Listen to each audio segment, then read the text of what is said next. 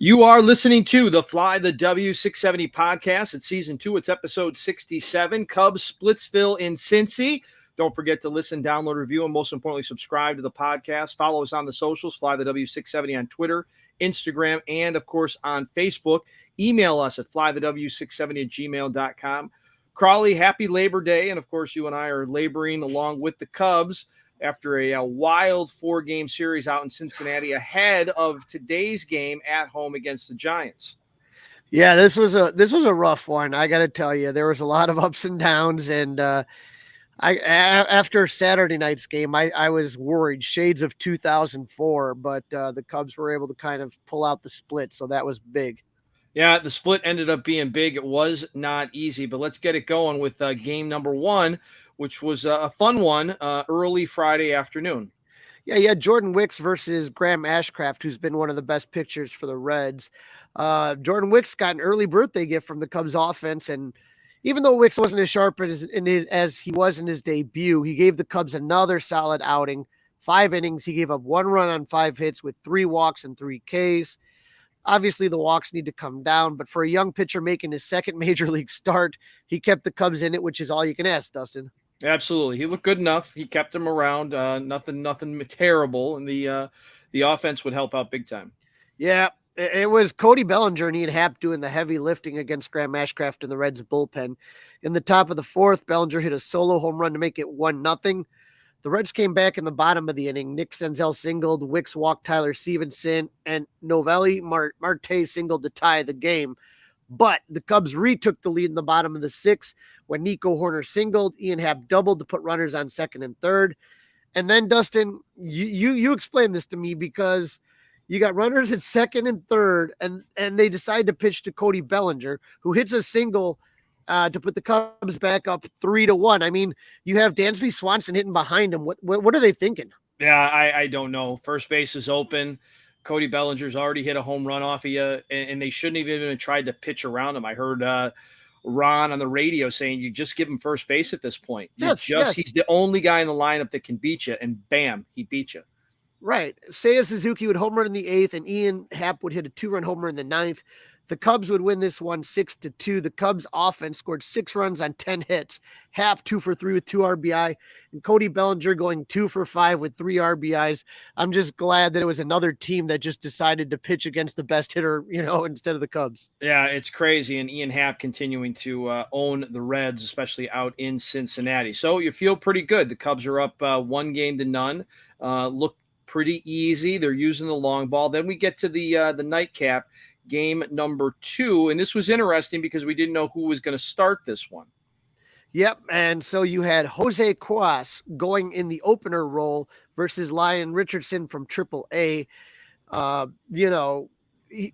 only pitched 2 batters, and then he was done. He gave way to Drew Smiley, and Smiley did okay. He went 3 innings and gave up 1 run on 4 Ks with 1 walk. But the real story of the game was Hayden Wesniewski. That was not Wesniewski. That was Wes Nasty. Filthy out of the pen, going 3.1 innings. He gave up no hits, no runs, 1 walk, 6 Ks, and he had the Reds baffled, Dustin, baffled. Yep, and that was a guy that we had suggested on the last podcast, I believe, that maybe he was going to get the start, but it looks like they knew what they were doing at this point. Yep, absolutely. And the Cubs called up the Reds called up minor leaguer Lyon Richardson from AAA. He started 2 previous games this season, both in August. He had a 6.75 ERA.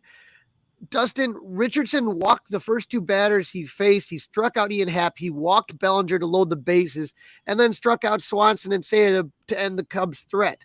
So you had bases loaded, 1 out, no runs, not a single ball put in play. And that inning would definitely come back to haunt the Cubs. Oh, yeah. Unfortunately, it would. Would it ever? Now, Cody Bellinger did put the Cubs up 1-0 on his 22nd home run in the top of the 3rd. In the top of the 5th and 2 outs, Nico would draw a walk, steal second, and score on an Ian Happ single to put the Cubs up 2-1. And that's all the runs that the Cubs would score in this game. 2 runs against a minor leaguer with a 7 ERA in the majors. Just unacceptable. Richardson would go 4.2 innings, give up 2 runs on 2 hits, 5 walks, 4 Ks. The Cubs only had 5 hits in the entire game. You had Bellinger's solo home run and 4 other hits. They were 1 for 9 with runners in scoring position, and they left 7 men on base. Yeah, you'll never win a game 1 for 9 with runners in scoring position. You just won't do it. As bad as the offense was, Quas, Smiley, Wisniewski, and Leiter combined to give up only 1 run on 5 hits.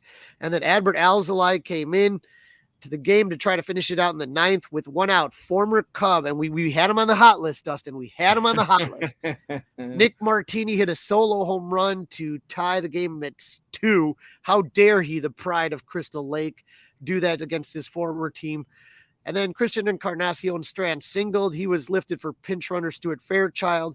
Alzolay got Will Benson to strike out swinging, but Fairchild stole second and made it to third on a throwing error by Jan Gomes. But the Cubs were 1 out away to getting it into extras. Unfortunately, Noelvi Marte singled, and the Reds would walk this one off 3-2. Dustin, Alzolay has been nails for the Cubs, not anything about it, but that was his 3rd blown save of the season. He blew a save against the Brewers on July 4th, but then remember last week against Milwaukee, he hit a batter to blow that save. He did get the win on that.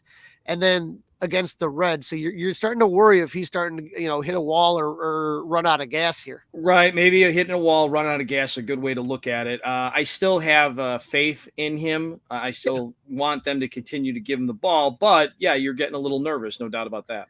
And not only that though, you're going to see this in the next game as well in game 3, but you had opportunities to score, and that way you don't have to put all the pressure on these closers to pitch high leverage innings. Do better in the rispy category, 1 for 9 with runners in scoring position. Score more runs against a minor leaguer. That would help. Absolutely. And then game 3, like Yogi Berra would say, it was deja vu all over again. Exact same as Friday night. Great pitching, no offense, and a bullpen that couldn't hold the lead. Javier Assad had the best start of his career, 8 innings of shutout ball. He did have some traffic. He gave up 7 hits, 1 walk, and 7 Ks, but he also picked off 2 batters as the Reds were testing the running game. The defense, also excellent, especially up the middle. Dansby and Nico turned a nice double play in the 3rd to end the threat. In the bottom of the 6th with 2 on and no outs, Nico caught a ball in short right that was over his head and was able to throw it back to Dansby for a double play, extinguishing another fire.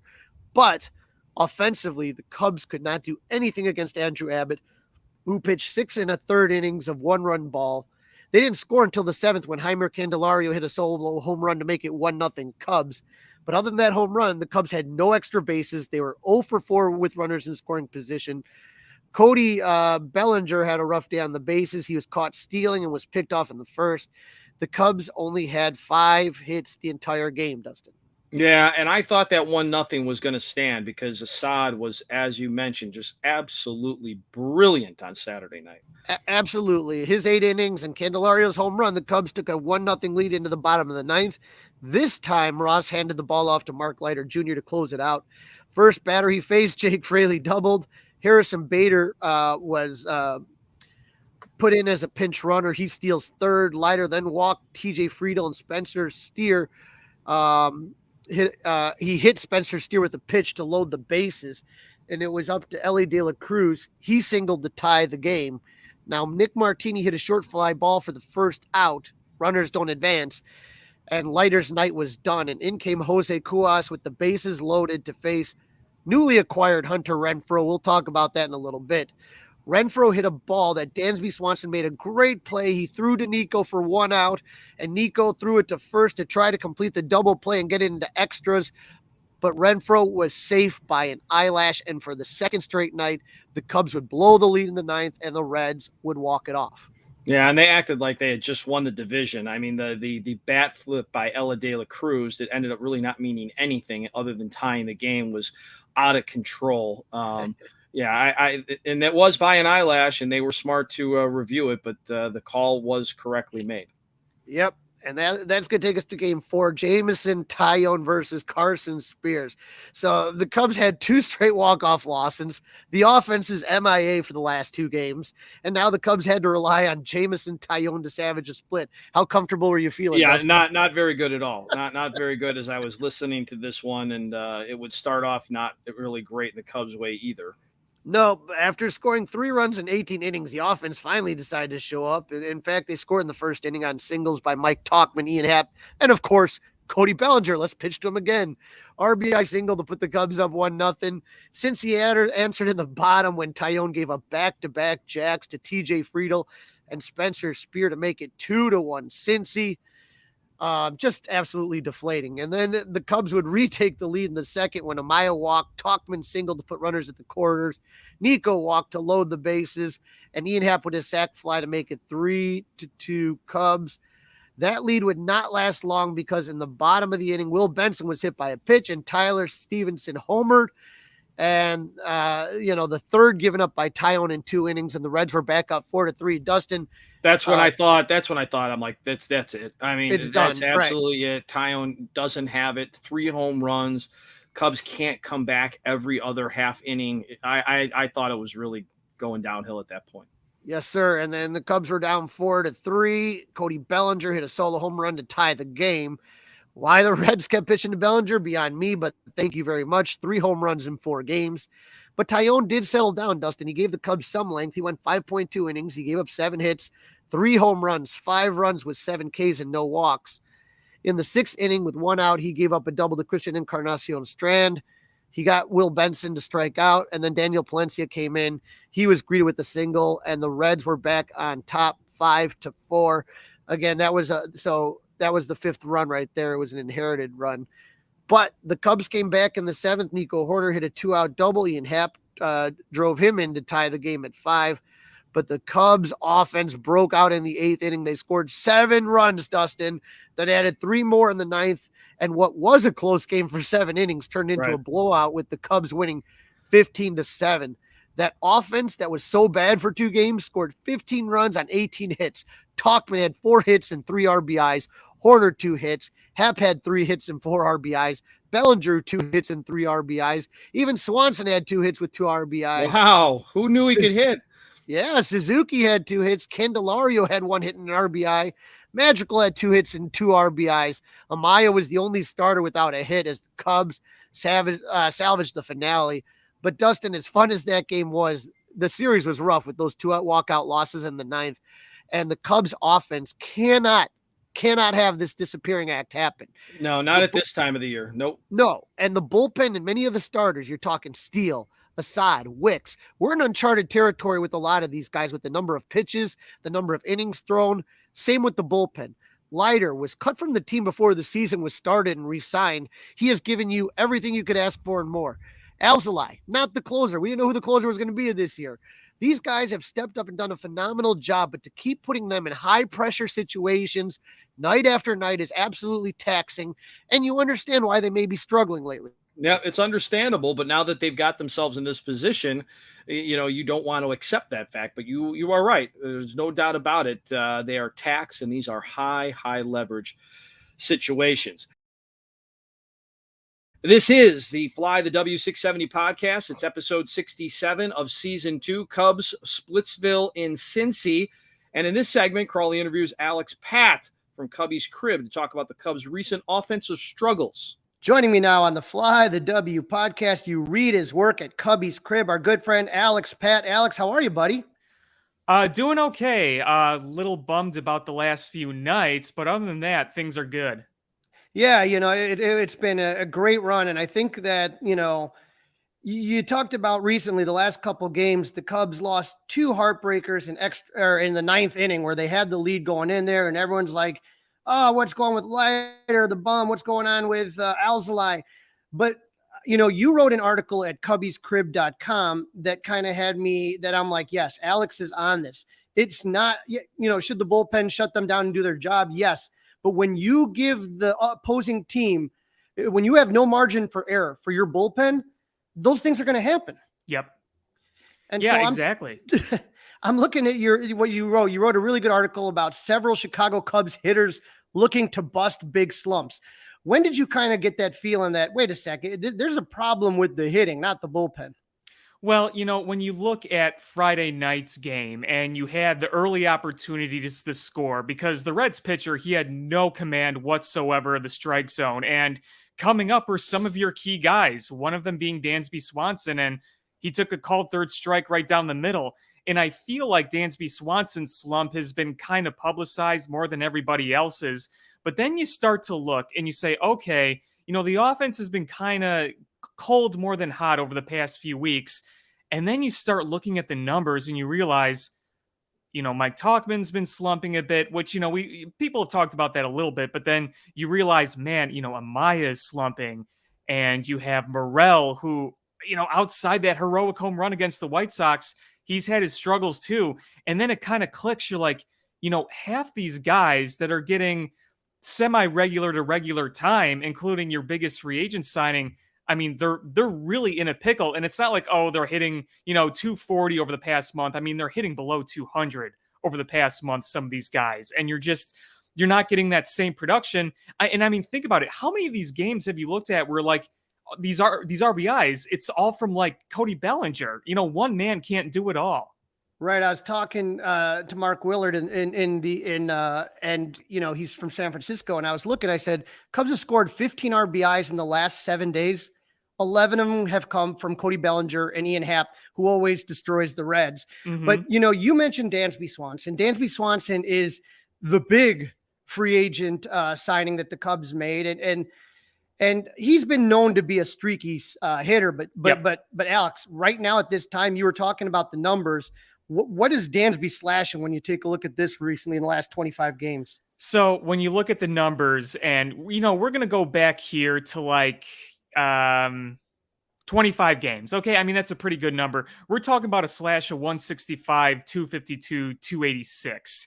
And he's got 3 home runs, 2 doubles, 27 strikeouts. Now, what I notice about those 27 strikeouts is, you probably noticed this too, he's missed some really hittable pitches. And then there are times where he's on it, he stings it, but like it either goes just foul or it lands in a mitt. So you're seeing a combination of him missing hittable pitches just flat out, or just not really getting any luck, whether it's a game of inches or they're just not falling. So, it's one of those things where you say, listen, we know Dansby Swanson is a streaky hitter. You just alluded to that. But, you're at a point where you kind of need your big boppers to do their thing. And I do think Dansby will get out of this. I feel like he just needs one of those games where he gets multiple hits and that kind of just maybe just brings him back into it, because we know how good of a fastball hitter he is. And I believe it was the first game of the doubleheader, I went back and watched the tape, and there was this one at bat where he had multiple just cookies right down the middle, and he was just fouling them off. And then he struck out on a hanging breaking ball. In April, that hanging breaking ball is going into the upper deck at Great American Ballpark. So you just hope he works out of it. I mean, this is an essential bat right here. You can talk about depth guys, platoon guys, whatever, but this is one of your regulars. This is the one that you really want to see heat up. Right. And you're talking about a guy that's sometimes batting second or fifth or even sixth in the lineup. You're not talking about an 8 or 9 hitter. This is a guy that you need production from. Now, another guy that you haven't mentioned, I don't think just yet, but he was a guy, the former Cub, big trade pickup, and he just came out of the gate like a racehorse, is Heimer Candelario. And again, looking at the last 20 games, so this is kind of overlapping with Dansby Swanson as far as what Heimer's doing. You kind of wrote about that when, he was hitting 483 for a little while when he came back, and now the other direction. Yeah, and I feel like you see some of the swings he takes against the sliders, hard breaking balls, and he's just getting completely fooled by them. And, we knew that he wasn't going to be maintaining a 400 plus batting average for as long as he is. And, it was nice to see him hit a home run on Saturday night, because the good thing about him is that even though the overall slash doesn't look great over the past month, he has hit some timely home runs. He hit that one in Pittsburgh last week. I know they didn't win the game, but he hit one last night. So, it's with Candelario, he's the kind of guy where he's like, you know what? He's been very productive this year, especially in the power department. There's probably going to be some dips and highs, and there had to be some sort of like a high for him coming back to the Cubs, like ultra focused, just really into it. And then things just kind of tail off a little bit. So at least with him is like, okay, listen, he's down in the order. Like we mentioned, Dansby Swanson, he's middle of the order, where Candelario's down in the order. And you say, listen, if you can just get decent production from him, you don't need him to hit 300 plus the rest of the year. But if you can get, decent power, decent on base from him going forward, then you take that, because you brought him in to kind of bolster things, solidify things, but not be your main guy. Right. And one guy that it drives me nuts, because Alex, how people can kind of go on these tangents, how everyone said, why didn't Christopher Morel start the season with the Cubs? Is because the guy was working on some things, and everybody acts like this guy is the next, coming of Ted Williams or Manny Rodriguez or something, but he still has issues. And again, looking now since August 1st, he's slashing 152, 221, 317 with 31 strikeouts. Yeah, Alex, that's unsustainable. Mm-hmm. Yeah. And, as I mentioned in my article, 24 years old, his second year in the big leagues, you kind of get some of those Javi Baez vibes sometime with the way he goes up there. And, I was saying this earlier and in the article too, earlier in the season when he was more locked in, I feel like he did a better job of laying off some of those pitches that last year he would have just been chasing. And then I think when things get in his head a little bit, when things kind of, when things don't go as well, you see pressing a little bit. And, you see teams, they go high with the fastball or slider down and away. And, this, I feel like there's just going to be a reality that Morel is going to be this type of player. He's going to have his stretches where he's red hot. He's going to have his stretches where he's ice cold. It's just, I feel like as valuable as he is, consistency is going to be one of those, not only growing pains, but just kind of part of his game in general. And I always kind of keep reminding myself, he's still pretty new to this. And, you mentioned him not coming up at the beginning of the regular season. I'm kind of with you, because we knew there were things he had to work on. I mean, that was obvious. Last year, it was kind of the same thing. He came up red hot, absolutely red hot. Then the adjustments came, and then you saw some of the struggles. So we all knew there were things he had to work on. And if he would have come up right away, I don't know if he'd be putting up exactly the numbers that he's putting up now. I can't say that for sure. I do think there is something to be said about him working on a few things in Iowa to start the season. But, either way, you're going to kind of get this streakiness from him. Now, you released this article about the Cubs hitters on September 2nd, and it was on the 1st that they call up Alexander Canario. Mm-hmm. And I'm saying to myself, okay, this is a power hitter, right-handed bat. You didn't have to play, you could easily have played him in DH rather than Morel the other night. Mm-hmm. Why do you think that they didn't play him as a guy who's hot, who's seen the pitcher yesterday on Saturday in the minor leagues? I mean, I don't know if it's fair to ask you, but do you have any theories on that?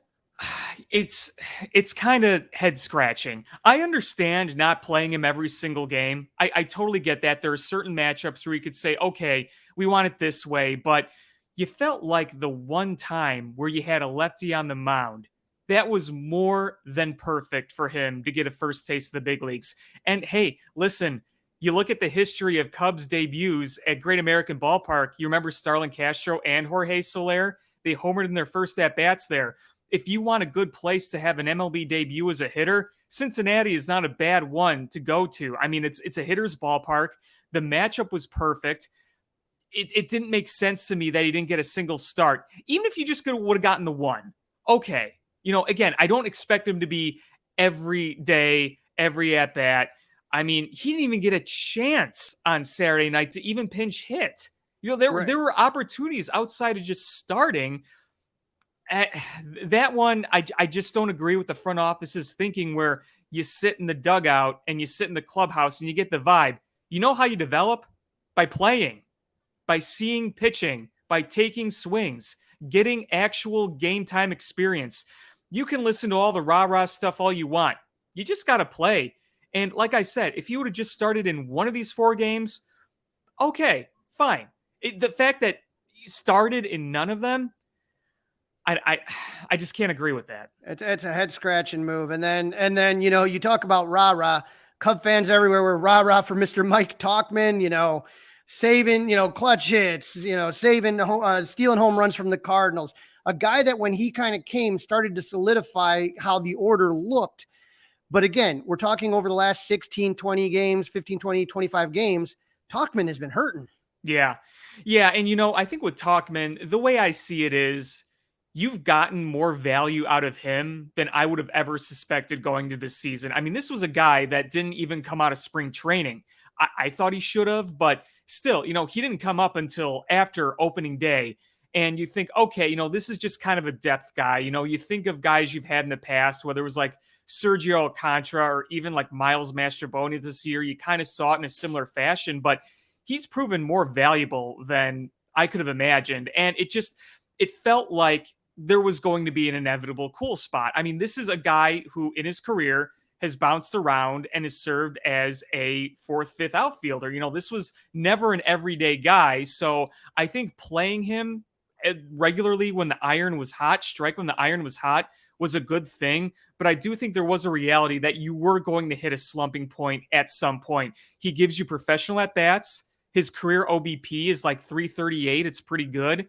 But you're not going to get a guy who's going to be regularly hitting the ball and hitting home runs. You're going to have some peaks and valleys. And, he is a valuable depth piece. But, when time goes on and slumps hit, then, maybe sometimes you have to make some adjustments. The nice thing is today he's looked good so far, but, overall he's kind of hit that wall. But you hope he can kind of work his way out of it and continue being a valuable depth piece. Right. Depth piece, not an everyday player, which he kind of has been kind of forced into that issue. Mm-hmm. And you got to wonder, well, I don't know. I wonder at least is PCA going to come up? Are you going to give Tauchman more of that kind of regular role that he's used to? But who knows? Maybe they'll call up PCA and not play him at all like they did with Canario. Who knows?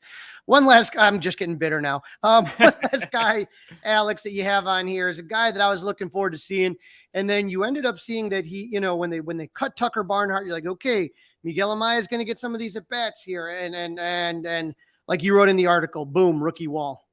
Yeah. I mean, this right here for me, I just think is growing pains as a rookie. You start off pretty good. You saw him spray the ball around. You saw him taking some walks. He's been getting hit quite a bit, which kind of stinks. But, I still think that you look at some of the at-bats he has and you say, okay, you just kind of see the adjustments that need to be made. Pitchers are adjusting. He needs to adjust. This is one thing where I'm just thinking, listen, just keep building yourself because you cut a veteran catcher, which I think was absolutely the right move. But, when you have a rookie like this, you're going to have to expect growing pains. And I just think that's what we're seeing right now. And you know what? Next year, he's going to have that opportunity to take the next step. And, obviously you hope he ends this year on a good note. But from an offensive and defensive perspective as a young catcher, these are just kind of the things you go through. And, I think we all had to expect that at some point. Right. And so right now, Alex, like I said, they're playing the Cardinals, or I'm sorry, the Reds right now. And boy, oh boy, Jameson Taillon's just throwing some BP right out there. So if the Cubs offense is going to turn it around, now's the day. Alex, I appreciate you jumping on. Where can our listeners go to find more of your articles, which I always think have a lot of great content? Well, thank you for having me. You could check out cubbiescrib.com. On Twitter, I'm ShyFanPat2. So sometimes I post, well, really all the time, I post the articles I write there. So if you want to look at it there, also be sure to check out the Bill Swirsky Sports Talk Chicago podcast. We talk all Chicago sports teams. Bears season's coming up for all Bears fans that are out there. Come listen to us. We'll be recapping every game of the season. And again, thanks for having me. So be sure to check out Cubbies Crib. We got a lot of good writers over there, a lot of good content, so be sure to check it out. Thanks for jumping on, Alex. Appreciate it, and you enjoy the rest of the holiday, and hopefully the Cubs will turn this one around. Absolutely. Thank you. Great job, Crawly, with that one. Let's take a look after this Red series heading into the Giants series. Let's take a look at the standings. Oh, boy. Dustin, this is getting wild, buddy. This is getting wild there. The Cubs are 3.5 backs from the Brewers, so they're still in it. There's still a chance that they can win the NL Central. Cincy is 6.5 games back. Pittsburgh 13.5, and the lowly St. Louis Cardinals are 17.5 back. You hate to see it. That's always fun to say. And then the wild card, Dustin. Can we get any more wild in this wild card right here? Philly is on top. Thank you, Philly, by the way, for beating the Brewers yesterday. You actually took one. Yeah. But they are 5.5 games up in the wild card. And then the Cubs are 3 games up in the second spot of the wild card. But you now have Arizona, Miami, San Francisco, and the Reds all right there at 70 and 67. They all have the same winning percentage. So this is absolutely again, this is getting wild. Arizona lost a couple, Miami won 4 in a row, and San Francisco has lost 3. And so, now all of a sudden you're saying to yourself, this is just going to go nuts till the end of the season. Yeah, it makes it a lot more fun, but it also makes it a lot more pressure packed. There is no doubt about that. Let's take a look at some of the news and notes since our last episode. Yeah, we talked last time about the large number of players on the waiver wire. We've never seen this before. And the Angels just literally dumped everybody. Teams had until 1 p.m. on Thursday to make their claims. The picks went in reverse order of winning percentage. Once the dust settled, a lot of players had new homes, and the big winners were the Cleveland teams, right?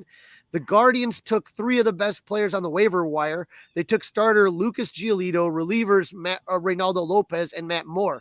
Dustin, I know you liked Reynaldo Lopez. I wanted Matt Moore, but the Guardians took all 3 of those players, and then the Reds picked up 2 outfielders before the series with the Cubs, Hunter Renfroe and Harrison Bader. You saw Bader pinch running a bunch. Hunter Renfroe had the game-winning hit in the 3rd game. And then the Brewers, who the Cubs were chasing in the NL Central, picked up 3rd baseman Josh Donaldson. He was a Cubs first-round draft pick in 2007. But, Cubs insider and our beat writer and Score and Audacy baseball insider Bruce Levine reported that the Cubs did put claims on Reynaldo Lopez and Matt Moore.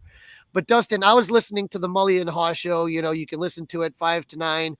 Every day, in the morning. And I always listen to you guys. And you made a good point that it is not fair for one team to be able to snatch up as many players as they want. That was ridiculous. Right. I don't get it. I understand, of course, that they should get the shot before the Cubs, but why they get everybody? Like, once they take a guy, they should be out unless everybody else, and that means the teams above them as well, pass on that. I think it's something baseball is going to have to look into, because this is almost like, and we wondered, right? We wondered why teams like the Guardians, why teams like the Reds didn't do a whole heck of a lot at the trade deadline, and maybe this is what they were gunning for.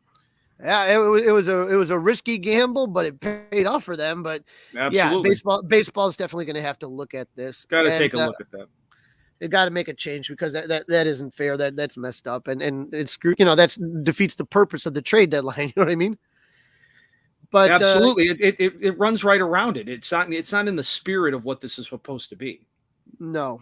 Some other sad news. We had the passing of Jimmy Buffett, and there is a very strong Chicago connection. I just want to tell this story right here. Is back in the days, a lot of the folk musicians, there was kind of this circuit, and when you came to Chicago, the one place you would go if you were a folk artist is you knew you could stop at Steve Goodman's place, and he would put you up for the night and kind of show you around.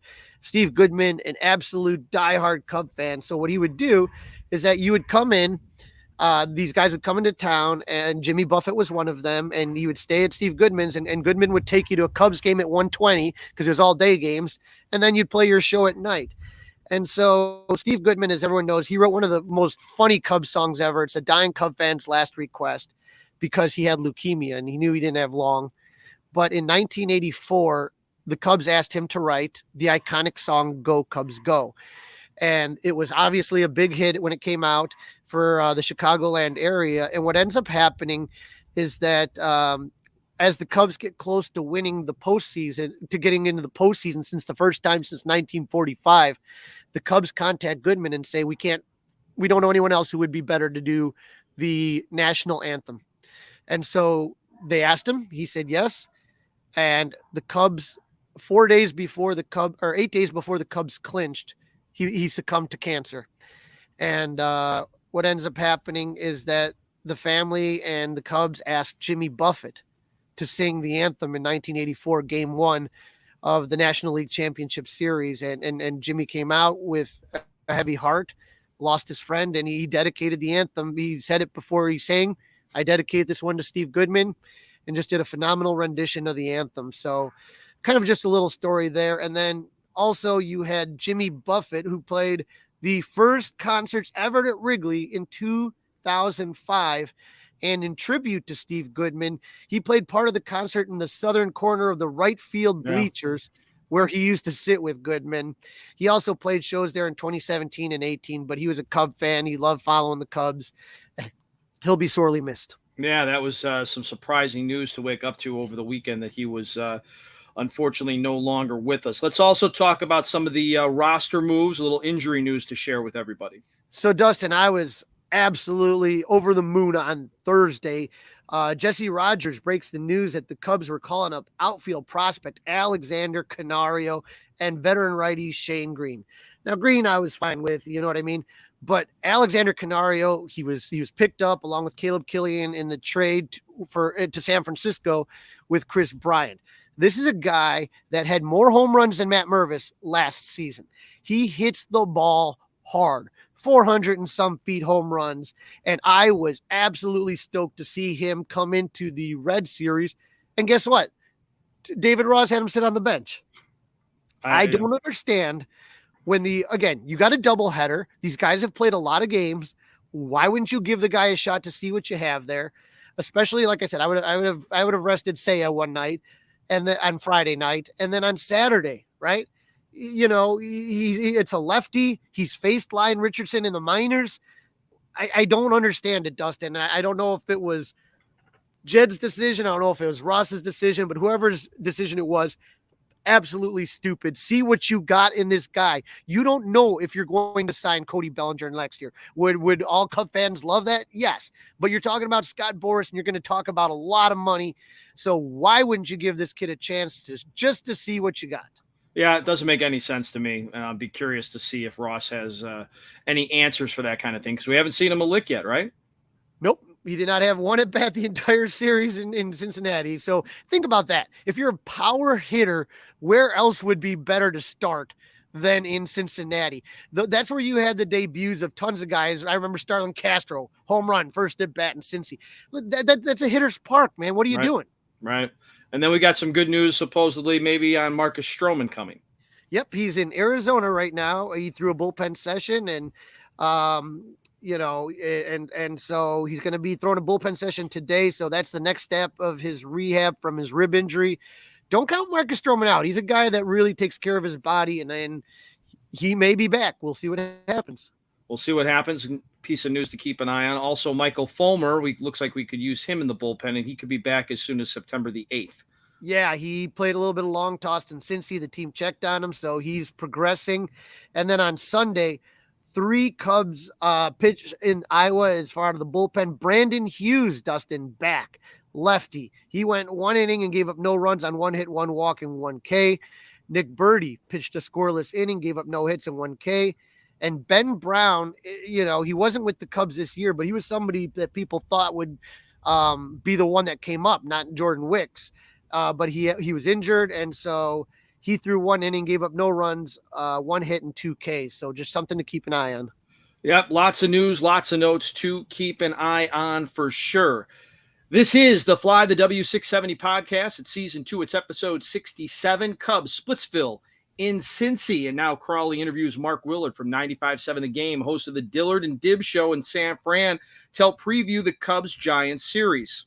Joining me now on the Fly the W podcast, we have Mark Willard, host of the Willard and Dib show, 2 to 6 Pacific time from 95.7 The Game. Mark, how you doing? How is it over in San Francisco right now? Well, everything is good, Crawly, man. First off, it's good to see you. It's good to hear you. Good to be back with you. So excited to chop it up a little bit. Everything is fine. It would be better if the Giants could score more runs, but outside of that, everything is fine. All right, so we're kind of in the same boat here. We're going to get that because run scoring for both teams are kind of coming at a premium right now. Yep. And so, you know, last time we saw you guys was in June. The Cubs took 2 of 3. And Mark, that was kind of a weird one because the Cubs were absolutely abysmal at the time. They had just gotten swept by the Angels. They were 10 games back in the division, looked dead in the water. And then David Ross held a team meeting, and the Cubs went 10 for their next 2 and their next 12 games back in the race. So in the postseason now, but here's the thing is that when we faced you last, we had Marcus Stroman. He pitched a good game against Anthony DeSclafani. The Cubs were able to win that one in game 1. It was a close one. They took it 3-2. And then if you remember game 2, Kyle Hendricks, you guys aren't facing him this time around, but he had a no-hitter in the 8th, and Chris Morel had 3 RBIs. I don't know if you remember that one, but I was thinking Hendricks would get the no-no on that. Yeah, and I think Junis was pitched a bunch of those innings for the Giants, and really solid pitching performances by the other side are kind of a repetitive thing for the Giants this year. As we said, they don't score a whole lot of runs. The matchups were interesting, though, because if you do look back on that, the Cubs did hit the Giants at a spot where they did not really have to face any of the Giants' front line starting, although you could argue the Giants, that's kind of what they've done all year. Like, they've got Logan Webb, they've got Alex Cobb, who made the All-Star team. And then outside of that, whether because of injuries or ineffectiveness, they've been throwing out openers, they've been throwing out people they've just called up. It's been a total mixed bag and a mishmash of what they're doing in terms of starting pitching. And only in the last week and a half has that started to finally define itself a little bit better, mainly because their number 1 prospect has been called up, Kyle Harrison, but he pitched last night and you guys aren't going to see him, and you're not going to see Alex Cobb either. So could be a similar feeling type series. You'll face Logan Webb in one of the games, and then you're going to get a look at this Giants mishmash after that. Yeah, last time you guys started Brebbia twice as an opener, so that's kind of goes what you're talking. You took the third game 13-3 against Hayden Wisniewski, and Jock Peterson went 4-4. Man, that guy is just, he's like a drink stir. You know what I mean? He'd be a perfect Cub, to be honest with you. I mean, he is the city of Chicago, man. He is just smiling. He's having fun. He's out there swinging for the fences. And he doesn't look like a baseball player. I don't even know what he does look like, but it has a beer league softball feel to the whole thing. He's a lot better last year than he has been this year. He's dealt with some injuries and ineffectiveness as well, but he's fun. He's fun. That's why I feel like he'd fit in Chicago. We had him for a little bit, and then we traded him to Atlanta, and he went on to win a World Series. So exactly. Fun guy. But you guys also picked up somebody that the Cubs are very familiar with, and Paul DeJong. He was traded from the Cardinals to the Blue Jays on August 1st, then cut by Toronto, and now he's with the Giants. I mean, I know he's struggling, but he always seems to give the Cubs fits. Well, he had a great introduction to Giants fans. His very first game after he was let go by the Blue Jays and picked up by the Giants, which was coincidental because the Giants went after him a little bit at the deadline simply because he fits the profile of what they were needing. They've had so many injuries up the middle of the diamond. The ability to play shortstop and hit right-handed is something that the Giants really wanted, but they didn't get him. I don't think they were liking the price. The Blue Jays let him go, so the Giants pick him up, and in his very first game as a Giant, he has 2 or 3 hits, including a home run in Philadelphia, and everybody's like, "Sweet." I don't know if I've seen him get a hit since. So, like, he's not a big bat, but he is, a situation of now and need for the Giants. But it's another example of sort of what you'll see with Giants baseball. It's a lot of plug and play. It's a lot of grab off the street and in the starting lineup, batting 5th the very next night. And quite frankly, Crawly, this team is sitting in a wild card spot right behind the Cubs right now. But I'd also say, even though they're in the playoff picture, the Giant fan base in the era of Farhan Zaidi and Gabe Kapler has never been more frustrated than it is right now. They feel like just don't have a whole lot of good players. Don't really allow the fans to kind of attach themselves to players because of that in and out nature of the whole thing, and don't really believe in them, even though they do have more wins and losses. That's kind of the feel right now. That's interesting. And you did pick up AJ Pollock at the trade deadline, but nothing else. How's AJ been doing? And were you surprised that the Giants didn't try to get a little bit more? Well, so first off, AJ was a circumstantial acquisition as well. I think the Mariners were looking to clear him. He was probably about to get DFA'd. The Giants had injuries to Mitch Haniger and Mike Yastrzemski and thought, hey, sure, we'll give AJ a look. That was really what it was, because what the Giants gave up was, kind of the future cash considerations, player to be named later type thing. They basically gave up nothing to get him. He came in, a couple of good games, mostly uninspiring, and then got hurt himself. So he has not been a big part of the picture. A lot of people were surprised, self-included, that the Giants weren't more aggressive at the deadline. But then again, I sort of understood it when you looked at who got dealt and what was the price. I thought the prices were completely ridiculous throughout the deadline. And I also didn't think, as far as offensively speaking, any real big difference makers were dealt. So the Giants are suffering from a diamond full of C-plus players, and they could have replaced them with other C-plus players and chose not to do that, and I understood that. Yeah. And like you said a little bit earlier, I mean, this wild card picture, I mean, I didn't know if I would like this new playoff format, but a lot of teams now have an opportunity to get in. Yeah. You got Philadelphia at 74-61 on top. You got the Cubs at 72-64. They're up 2 games, but now you have Arizona and San Francisco. So you guys are tied for that third and final wild card spot at 70-66. And because of the Cubs' ineffectiveness against Cincinnati, they could have buried them. They're now back in it. They're only 0.001 percentage points behind Arizona and San Fran at 71-67. Now you guys are finishing up a series today with San Diego, another team that looked dead in the water. The mirroring right now between the Cubs and San Francisco is ridiculous, because like we could have buried Arizona in our division, we could have buried Cincinnati in our division. We lost 2 games in the 9th inning in the last 2 days. And then you guys could have absolutely ended San Diego's season, and you've lost 2 to a San Diego team that's been, I think, disappointing is not even, doesn't even begin to describe the Padres. Oh my God. The Padres and Mets, to me, those are the teams where you're like, if you're a fan of those teams, you have a right to be really, really ticked off this season. Like, that is the picture of underperforming and just uninspired and all of that stuff. But yeah, let's be real. Like, these teams we're talking about are not that great. They're just not that good at teams. I mean, the Phillies and Cubs, at least they're out there boasting run differentials that make them look like actual threats. They have middle of the order type players, maybe not overwhelming, but the Cubs have a couple. The Phillies sure do. They have a lineup that has portions of it that scares you. You get into the rest of those teams you just mentioned and throw the Marlins in too. 1 game right now in the standings separates the Giants, Diamondbacks, Reds, and Marlins. The Cubs certainly haven't shaken free of that group, but they, I think, are most likely to get the second wild card spot. And then those other 4 teams are all battling for the final spot, and they probably will to the last week of the season, because frankly, none of them are good enough to shake off anybody else. That's been the Giants' problem. Early in the year, they were able to go on win streaks.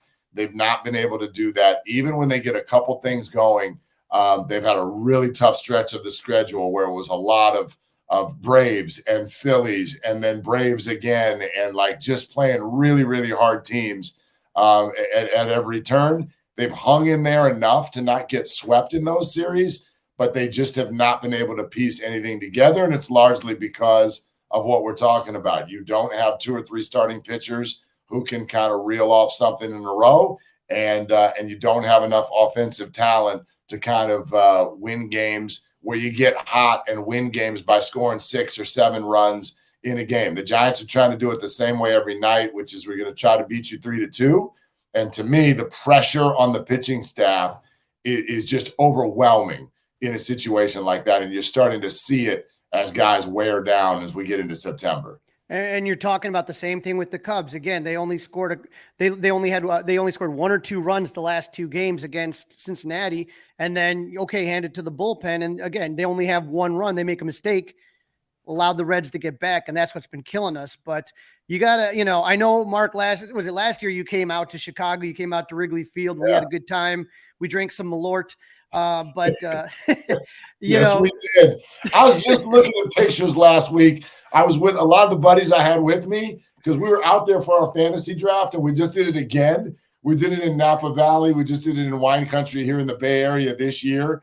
But the group was all back together, and we were scrolling through pictures of our speakeasy days together, Crawly, and it brought smiles to the faces of all.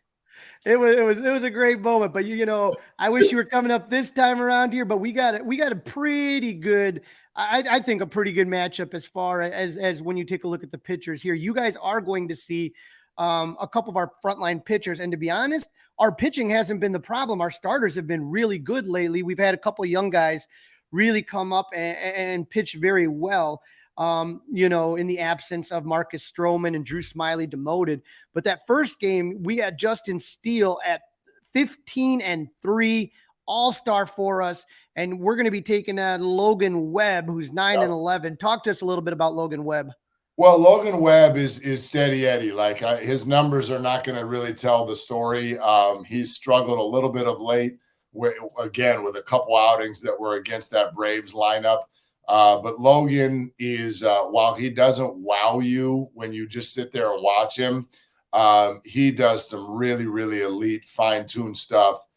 Very, very hard to elevate the ball off of him. Gets a lot of ground balls and hits his spots really, really well. Logan is he's their number one. He hasn't had a number one type season, but he's their number one, and he's absolutely capable of shoving the other teams. So that's a great pitching matchup in the first one.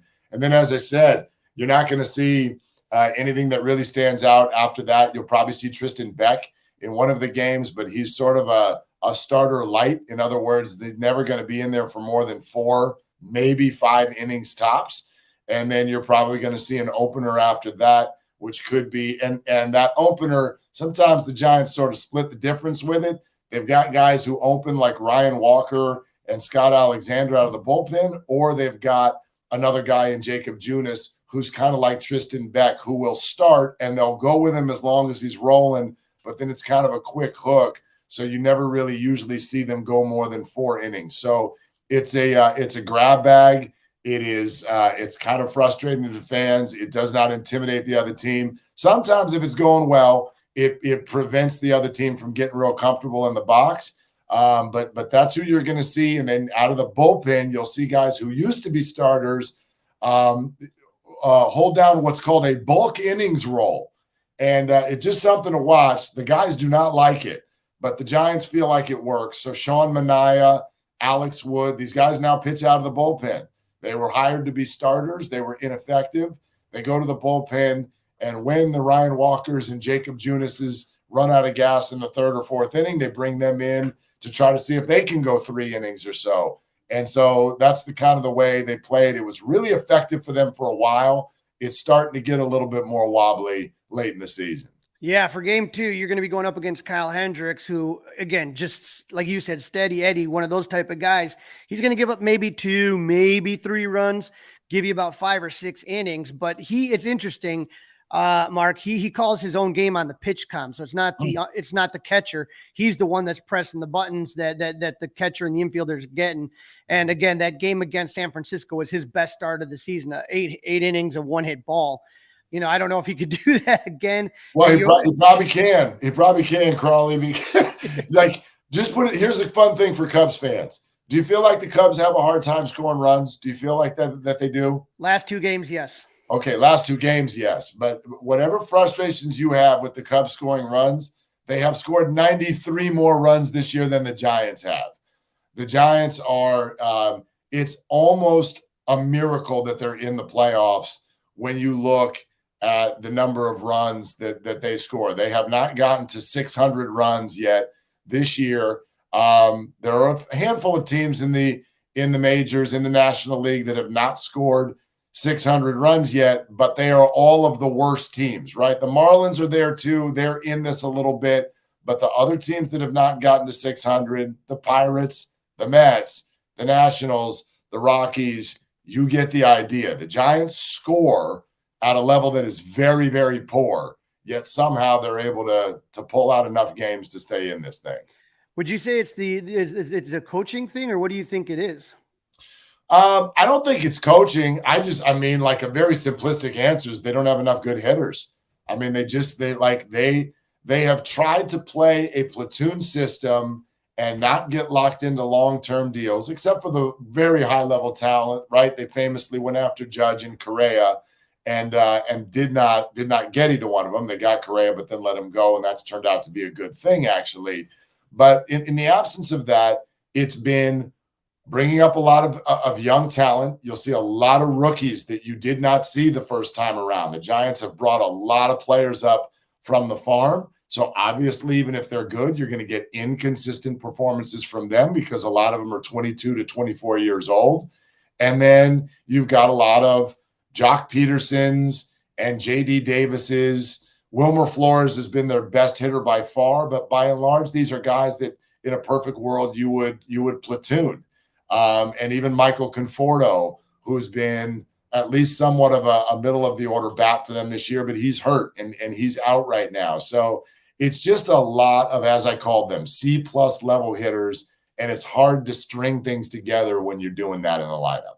Well, you're talking about young guys that we didn't see before. One guy that you didn't see before is Jordan Wicks, who's going to be pitching Game 3. He's the Cubs' 2021 first-round draft pick. He's only 24 years old, but he started against Pittsburgh and Cincinnati. I know they're not world beaters there, but he's only given one run up in each game. He's gone 5 innings pitch in both of them. So I'm very curious to see. I mean, I think the Giants are a step up from Pittsburgh and Cincinnati, but we'll kind of wait and see. But that one, you really kind of keep an eye on this kid because for the Cubs, with the pitching staff next year, there's going to be a lot of competition. We have a lot of young pitchers. Ben Brown is one of them. And you can see, like I said, Hayden Wesniewski had a really great game yesterday. He pitched out of the bullpen like that middle long relief you talked about. 3 innings, he did really good. And then when you're taking a look at Jordan Wicks, these are all guys that I kind of got a feeling are going to be there. Now, when we talk about the hot and the not right now, for the Cubs, you got to watch out for Ian Happ. He's doing pretty well lately. He's 7 for his last 22 with 2 home runs and 5 RBIs. He always plays well in Cincinnati, though, so I'm just kind of putting that out there. He's kind of had a rough year a little bit, but, he was an all-star last season. This year he's struggling a little bit. But the guy you got to look out for, I'm just giving you a fair warning right now, Cody Bellinger. Yeah. I mean, I wonder if San Fran might be in on him, when he becomes a free agent. Well, I think they were last time around. I think they're regretting that they didn't end up getting him. Obviously, they know him very, very well. And not just because of his years with the Dodgers, like literally the most painful moment in recent Giants history was Game 5 of their 2021 playoff series against the Dodgers. And you got a 2-2 series tie and a tie ball game into the top of the 9th inning, and Cody Bellinger at that time hitting under 200. He was struggling with the Dodgers his last couple of years, but he ripped a base hit into right center field, and that won that baseball game 2-1 and sent the Dodgers into the next round and ended the Giants season. So we know Cody very, very well. I think that he would have fit perfectly with the Giants. Farhan Zaidi knows him well from his time with the Dodgers, and so that has been another miss in free agency, if you will. And when I talk about them not having enough good hitters, that's the kind of guy I'm talking about. That's who they needed and didn't get. So yeah, eyes will always be on him. And yeah, all the Cubs need to worry about, as I said, Wilmer Flores, he's offensively carried the Giants for the last month and a half. He's now got 20 home runs. He's the only Giant on the team that has reached the 20 home run mark. Tyro Estrada's back from injury, playing pretty well. Mike Yastrzemski just came back from injury and got off to a hot start. But, I'm going to call it like a Giants fan will. Who are you scared of in the Giants lineup, Crawly?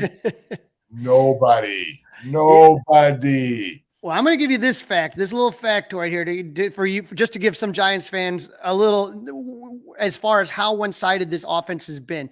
In the last 7 days, the Cubs have scored 15. They have 15 RBIs. Players have hit 15 RBIs. Okay. Out of that team, out of that 15 RBIs, 11 of them are Cody Bellinger and Ian Happ. Only 4 other guys have 1 RBI, and that's it. Woo! Struggling.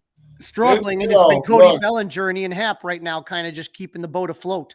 Yep. It's the dog days, but I mean, before the Giants got into that They won 4 out of 5 at the beginning of the week, and their bats finally started to make a little bit noise. They had an 8-5 Sunday night baseball win over the Braves, and then scored 10 runs over 2 days against the Reds. And they opened that Padres series with a 7-2 win. So it's been a little bit better. But if you can look back on what was happening the month before that. The Giants' record this year when they score 4 runs or more is elite. But there are so many games where they don't do that. So that's that. If there's a method to it for the Cubs, keep the Giants to 3 or less. And I know that sounds like that's just baseball, but it's easier to do than you might think. And if you do that, you're going to have a good series. And Mark, I'm telling you, if the Giants, if they have one piece of advice I'm going to give them, do not pitch to Cody Bellinger. Just give him the Barry Bonds treatment. Just give him the signal. Just let him walk. Don't pitch to him. I don't care what the situation. And you guys might have a good chance of winning the series. You know what I'm bummed that we're not going to see, because I wish, and I don't know, he's only had 3 starts. If you've had a chance to see any Kyle Harrison highlights yet, he pitched last night and actually struggled a little bit in San Diego, but his game against the Reds last week, he struck out 11 in, I think, 6 1/3. And he actually came out. I mean, he struck out the first 5 batters of the game. Like, he's got electric stuff. And especially as a lefty, I would have loved to see him pitch against Cody Bellinger. So who knows? Maybe something crazy will happen. Maybe they'll see each other in the playoffs. But I look forward to those battles when they come. I'm going to watch him when Harrison pitches next against Colorado after they're done with the Cubs. So I'll watch him then, but I'm glad we don't have to face him now. Mark, I appreciate you so much jumping on here. Where can our listeners find you on social media? Twitter, it's Mark_T_Willard. Instagram, it's MT Willard. Those are the 2 places where I put out most of my stuff. And as you mentioned, the show in the afternoons in San Francisco. And don't be offended if the Giants on our show, if you check in after one of the Giants-Cubs games and you don't hear a whole lot of Giants, because this town is absolutely turned up about the 49er quarterback situation and week 1. And it's hard to get a word in edgewise about the Giants right now because everybody is so 49er obsessed, and their eyes are going to be on Justin Fields because with Trey Lance being traded, did they screw up by not taking Fields? All that stuff has got everybody all fired up. But that said, I'm still looking forward to the series, man. Yeah, and I'm hoping to either make it out to San Francisco next year, or if not, maybe you guys come back to Chicago and we'll have a good time. I never want to stay too long without visiting Chicago. I love your city, and if you come our way, you better let me know you're coming. I will, buddy. You take care. All right, guys. All right, Crawly, great job with that one. Let's take a look at the pitching probables starting this afternoon. Over at Wrigley, Justin Steele going today, correct? Correct. So, it's going to be an interesting one here. You got Justin Steele versus Brandon Webb, and Mark gave us a good breakdown on Webb. You're hoping that, this is always, every time Justin Steele starts, you're hoping that you can just get that win. He's at 15-3, and hopefully he can get another one there. Now, this is where it gets tricky. And as Mark talked about, they have a couple solid starters, but then after that, they kind of go with these opener strategies a lot. And so on Tuesday, you got Kyle Hendricks. Remember, he was the one that had 8 innings of no hits against San Francisco. And so, you're looking at that and you're saying to yourself, okay, let's see what Hendricks can do, but it's TBD for San Fran. So they're going to go with that opening strategy. And then again, on Wednesday, Jordan Wicks is going to make his 3rd start, but TBD from San Francisco. If you remember the last series, when the Cubs played in San Fran, they had the same guy open both games. And so this is where they are right now, is they're kind of just trying to patch it together with whatever they got as far as pitching is concerned. So I don't know. I get nervous with this opener strategy, and I'm going to kind of just say that hopefully that, because you don't get like a rhythm. You don't get to start picking up the guy. You know what I mean? Right. And you can't craft a lineup if you know that the starter's a righty or a lefty, right? You can't craft the lineup to do that, especially when you know that they're going to switch out maybe as soon as in the same inning, right? I mean, they might have what the Cubs did with Quas and only go 2/3 of an inning before they make that change. So, and the other thing with the Giants, Webb's coming off the 133 pitch effort, right? And they played in San Diego yesterday, so they barely gotten to Chicago, and now they got to turn around and put in a day game today. So, I mean, a lot points towards the Cubs, at least in game one. Well, let me ask you, if we're doing our predictions here, what do you have as far as the predictions are concerned? I mean, you got 2 TBDs, but you also have, 3 really, you have your all-star in Steele, you have the veteran in Hendricks, and you got the rookie in Wicks. How do you see this going? Two out of 3. It's hard to sweep. They're a good team. The Giants are a good team. But I think the Cubs take 2 out of 3. And maybe if the offense can be even Sunday-ish, right? This past Sunday-ish, they could sweep this team. Now, when you're talking 2 out of 3, and I'm saying 2 out of 3 myself, but when you're saying 2 out of 3, what starts which is the one that you're most worried about out of these 3? I think Jordan Wicks probably, right? Just because of the fact that we don't know if he can throw this many pitches at the big league level. Didn't look terrible the other day, but didn't look as good as he did. So that would be where I would be a little bit nervous, but I really like today, even though it's Brandon Webb for the Giants. I'm going to watch, this one, as far as the game that kind of has me interested is Kyle Hendricks. And, it's been warm out. It's been really hot out. I don't know what is going to be on Tuesday, but the one thing I look at with Kyle Hendricks is still warm, to answer your question, still warm on Tuesday. Then it cools off. I want to know what the wind's going to be. And I think that to me, if the wind's blowing in, I got the Cubs sweep. If the wind's blowing out, I got the Cubs taking 2 or 3. All right. Excellent. All right. Prediction time. We got that in the book. So Crawly, enjoy your Labor Day. Okay. That's a wrap. Don't forget to listen, download, review, and subscribe to the Fly the W podcast. All the socials, Fly the W on Facebook, Instagram. You can email us, flythew670 Gmail. And now, Crawly, you can watch us on YouTube by subscribing to the 670 The Score YouTube channel. Absolutely, Dustin. I'm going to be at the game on Tuesday night. I'm taking along a mutual friend, Dustin. I'm taking Sean Sears with me to the game. Nice. So we're going to be there. We're going to be cheering the Cubs on, and we're just going to be screaming, "Go Cubs!" Hey guys, it's Crawly. Thanks for watching. If you enjoyed this video, please don't forget to give it a thumbs up and subscribe to our channel for more content like this. If you want to see more of our videos, be sure to check out our playlist and let us know what you think in the comments below. Also, don't forget to follow us on social media to stay up to date with our latest episodes. Links are in the description. Thanks again for watching, and we'll see you in the next video. Go Cubs!